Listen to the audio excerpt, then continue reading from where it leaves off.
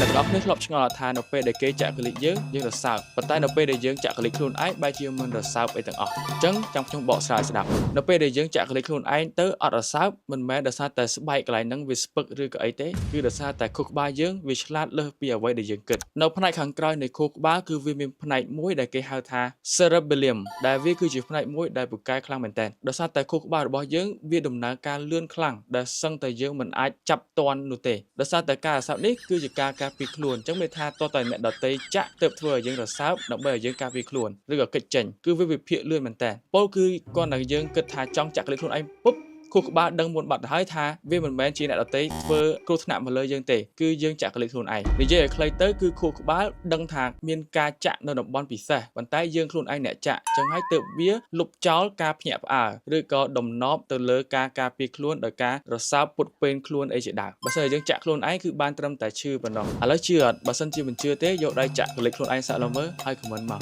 ចុច follow បើសិនជាអ្នកចង់ឲ្យខ្ញុំនាំអ្នកឲ្យឆ្ងល់តាមខ្ញុំនៅវីដេអូក្រោយទៀត